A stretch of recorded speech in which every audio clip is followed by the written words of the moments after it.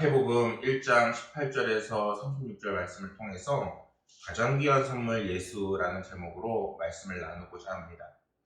오늘 말씀에서는 하나님의 사자가 요셉에게 나타나서 자신의 아내가 될 마리아가 자신과 동침하지 않았음에도 아이를 가진 것에 대해서 이제 놀라지 말라 위로하시고 앞으로 태어날 예수님께서 어떤 분이신지를 분명하게 알려주는 말씀을 증거하고 있습니다. 여러분들에게 예수님은 어떤 분입니까? 여러분들에게 주님은 어떻게 다가오시나요? 크리스마스가 주는 위로라는 글을 보면은 팀 켈러 목사는 저서 예수에서 예수님의 성육신의 그 의미 중 하나는 우리의 고난 중에 위로를 주시는 것이라 라고 이야기했습니다. 암에 걸린 사람에게 가장 큰 위로는 암에 걸렸다가 회복되는 사람일 것입니다. 깊은 공감이 이루어지면서 자신의 아픔을 이해하는 사람이 있다는 위로를 경험할 수 있게 되는 것입니다. 예수님은 이 땅에 오셔서 수많은 고통을 겪으셨지요. 예수님께서 당하신 고난의 그 이유는 우리의 죄를 속량하기 위해서이기도 하지만 우리를 이해하시기 위해서이기도 합니다. 하나님이 자신의 기도를 외면했다면 말하는 사람들에게 예수님은 겟세마네에서 거절당한 그 기도의 아픔을 이야기해 주면서 위로할 수 있게 되는 것입니다. 예수님은 우리가 겪은 모든 시험을 겪으셨기 때문에 우리는 위로를 받을 수 있습니다. 팀 켈러 목사는 이렇게 이야기합니다. 기독교의 하나님은 당신이 지나온 모든 자리를 친히 지나오신 분이십니다.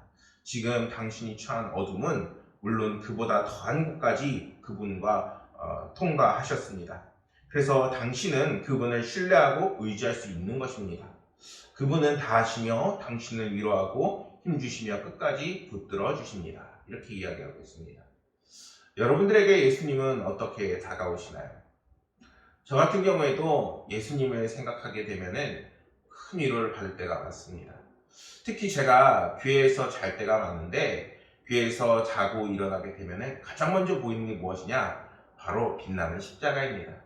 사실 이 등을 끄고 자야 되는데 제가 너무 자고 일어나서 십자가를 보고 싶어서 이제 켜놓고 잘 때가 간혹 있었습니다.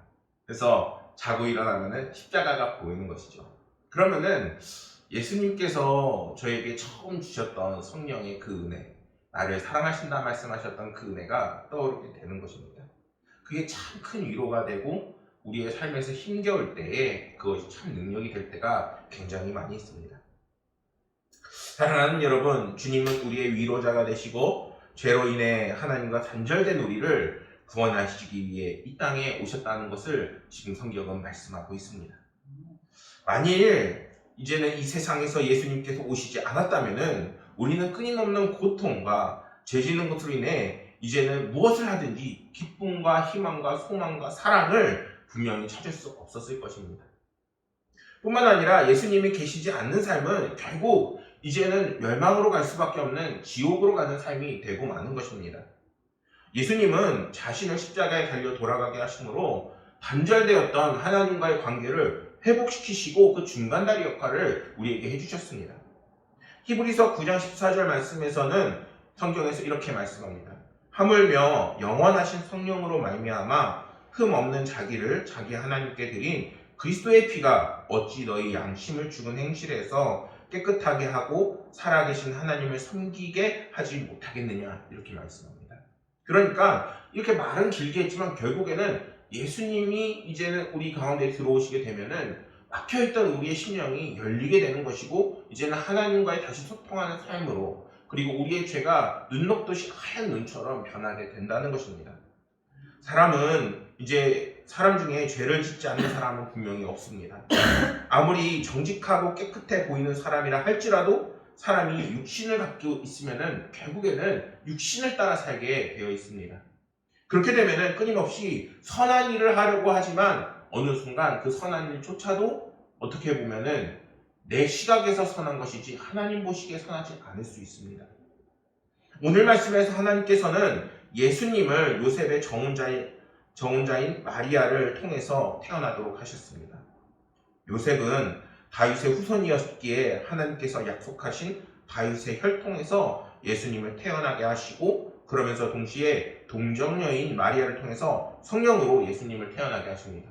이게 굉장히 놀라운 일이에요. 왜냐하면은 이것으로 인해서 구약에 지금 예언이 성취되었다고 말씀하는데, 이 성취되었다고 하는 예언이 결국에는 하나님께서 이 땅에 오실 때에 우리의 육신을 정말 죄를 따라 살게 하고, 그리고 우리의 삶의 문제를 만들어내는, 그리고 고통을 만들어내는, 결국에는 썩어서 사라질 이 육신을 입고 오시게 되고, 그리고 이제는 하나님의 신성, 하나님께서 나타나시는 놀라운 그 은혜를 지금 그 육신에 품어서 오신다는 것입니다. 그러니까 신성과 인성이 동시에 있는 거예요.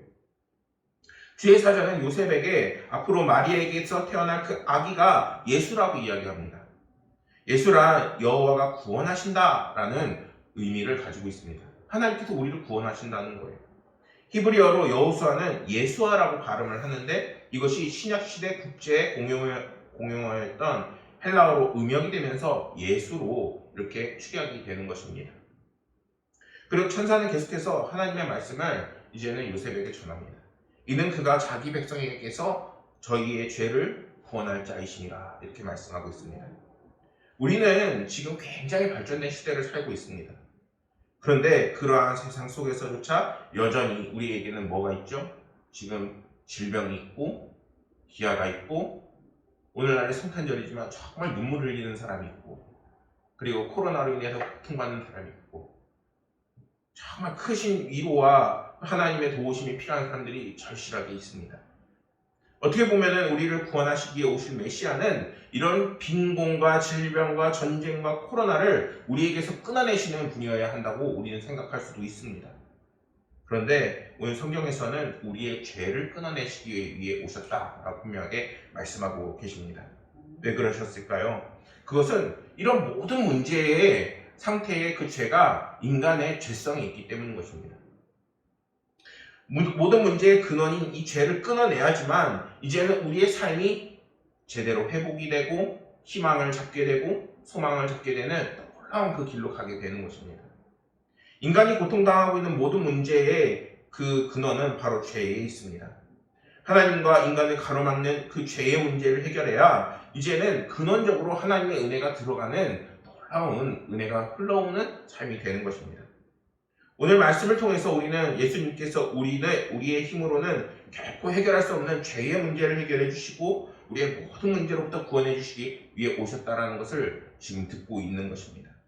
그리고 그것을 믿고 비로소 나의 믿음으로 고백을 할 때 하나님께서는 모든 문제로부터 우리를 구원하시는 은혜를 맛보게 되는 것입니다. 오늘 함께 예배드리는 성도님들에게 주님이 주시는 은혜가 늘 함께하기를 소망합니다. 23절 말씀에서 주의 천사는 보라 처녀가 잉태하여 아들을 낳을 것이요 그의 이름은 임마누엘이라 하리라 라고 말씀합니다. 여기서 임마누엘이라는 것은 하나님이 우리와 함께 하신다라는 뜻입니다. 이 말씀이 아까 성경에서 읽었듯이 예언의 말씀이라 이렇게 이야기합니다. 어디에 나왔을까요? 바로 이사야 7장 14절 말씀에 나오고 있습니다. 제가 읽어드리면 그러므로 주께서 친히 징조를 너희에게 주실 것이라 보라 처녀가 잉태하여 아들을 낳을 것이요 그의 이름은 임마누엘이라 하리라. 그러니까 이제는 지금 당장의 현재에서의 그 말씀이 아니라 이미 먼 과거에 하나님께서 우리를 구원하시기 위해 처음부터 예정하고 계획하고 계셨던 그 예언의 말씀이 이미 있다는 것입니다. 그런데 성경에서는 지금 구약이라고 말씀하시지만 하나님께서는 아담이 범죄를 한 그 순간부터 이미 우리를 구원하시기 위해서 그 계획을 세우셨습니다. 하나님께서 이 땅에 보내신 구원자의 그 이름은 바로 자기 백성을 저희의 죄에서 구원할 자, 곧 예수라는 것과 이제는 하나님이 우리와 함께 계신다는 임마누엘 이 두 가지인 것입니다. 그런데 하나님께서는 태초부터 우리와 함께 하셨고 우리가 태어나기 전부터 우리를 사랑하셨습니다. 어떤 글을 통해서 이런 이야기를 보게 되었습니다. 장기 기증자와 수혜자의 만남이 평생의 인연으로 이어진 부부의 이야기입니다. 이들의 첫 만남은 1991년 노인들을 보호하는 부산의 한 복지시설에서 시작이 되었는데 오갈 데 없는 노인들을 위해서 봉사하던 임 씨가 우연히 복지시설에 놓여있던 신장 이식인들의 모임을 이제 보게 되는 것입니다. 그것에서 한 사연이 소개가 되는데, 만성 신부전에 그 병든 몸을 이끌고 생계 유지와 치료를 위해서 신문 보급소에서 힘들게 일하며 투병 중인 양 씨의 사연이 소개가 됩니다. 소식지를 읽자 임 씨는 희한하게도 양 씨에게 자신의 신장을 이제 떼어주고 싶다는 그 마음이 강렬하게 들었다는 것입니다.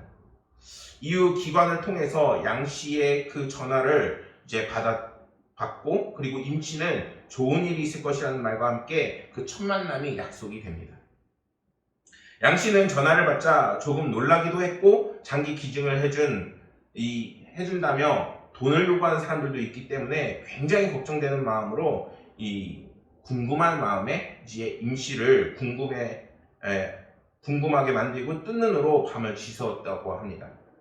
이튿날 첫 만남에서 임 씨의 장기 이식이 이제 결심을 전해들은 양 씨는 이제 삶에 대한 희망을 다시 키워나가게 됩니다. 그런데 반대로 한편으로는 불안함도 있었다고 합니다. 바로 한 가지라도 맞지 않으면은 이 조직 검사가 맞아야 되는데, 조직 검사가 맞지 않으면은 결국 장기 이식이 물거품이 되기 때문인 것입니다. 다시 찾은 그 희망이 사라지지 않을까 불안했지만, 그럴 때마다 임 씨는 이제 아내가 되는 양 씨에게 위로를 하고 큰 힘을 주었다는 것입니다. 다행히 조직 검사 결과는 너무나도 잘 맞았고, 그리고 92년 1월에 이식 수술이 진행이 되게 됩니다. 성공적인 수술을 마치고 새 삶을 찾은 양 씨는 자신에게 제 인생을 선물해준 임 씨와 평생의 동반자로 이제 결심하고 결혼을 했다는 이야기입니다. 이 이야기를 보면서 참 신비하다, 삶이라는 게 알 수가 없다라는 생각도 들면서, 한편으로는 예수님께서 우리를 위해 희생하시고 지금도 우리와 함께 계신다라는 그 말씀이 생각나게 되었습니다. 사랑하는 여러분, 메리 크리스마스입니다. 주님이 왜 우리를 위해 이 땅에 오셨을까요? 이제는 십자가에 달려 돌아가시고 우리를 위해 희생하시고 이제는 우리와 함께 하신다라고 분명하게 말씀하고 계십니다. 우리 인간은 태초의 시조 아담이 하나님 앞에 범죄함으로 인해서 생명과 모든 복의 근원이 되시는 하나님과의 사이가 막혀버리게 되고 말았습니다. 때문에 우리는 본래 일생에 해결되지 않는 모든 죄로 인해서 고통 가운데 살고, 그리고 허무하게 사라져버릴 수밖에 없는 존재들이었습니다. 그런데 하나님께서 이제 이렇게 평생의 죄와 고통으로 신음하다 죽을 수밖에 없는 우리를 불쌍히 여기시고 구원하시고자 자신의 독생자이신 예수 그리스도를 우리에게 보내주고 계신 것입니다. 그리고 그 예수께서는 임마누엘의 하나님으로서 우리와 함께 하시고 우리의 모든 고통과 문제를 하시고 위로하시겠다 말씀하시고 계십니다. 또한 축복하시고 이제는 우리가 가지고 있는 모든 죄의 짐을 이제는 함께 지고 나아가자 분명하게 말씀하고 계십니다. 사랑하는 여러분, 그렇기 때문에 우리 삶의 최고의 선물이 무엇입니까? 바로 예수 그리스도입니다. 우리가 평상시에 삶을 살 때에 크리스마스가 아닌 날에는 주님을 생각하지 않을 때가 더 많은 것 같습니다. 그런데 우리의 삶에서 복음이 증거되고 예수 그리스도의 사랑이 전파되고, 그리고 그 선한 영향력을 끼칠 때 나의 삶만 변하는 것이 아니라 더 많은 영혼들이 이제는 구원을 보고 하나님의 은혜를 맛보게 되는 것입니다. 모든 성도님들이 임마누엘 하나님께서 늘 함께 계심을 늘 기억하시길 소망합니다. 고난과 문제를 하나님께 맡기시고 이제는 모든 근심과 걱정의 그 문제로부터 주님의 인도하심을 받는 저와 여러분들이 되기를 소망합니다. 그렇게 할 때 하나님께서는 세상이 준다고 얘기하는, 사단이 줄까 하고 요구하는 건강과 부귀와 영광과 이런 복의 부수적인 것 같은 것들도 주님께서 분명히 허락하시게 되는 것입니다. 무엇보다 복의 근원이 되시는 예수 그리스도를 소유하는 그리스도인의 삶이 되시기를 간절히 소망합니다. 복된 크리스마스, 예수 그리스도로 인해 하늘에는 영광이요 구원의 복과 그리고 하나님의 주시는 은혜가 가득한 날들이 되시기를 간절히 소망하겠습니다. 기도하시겠습니다.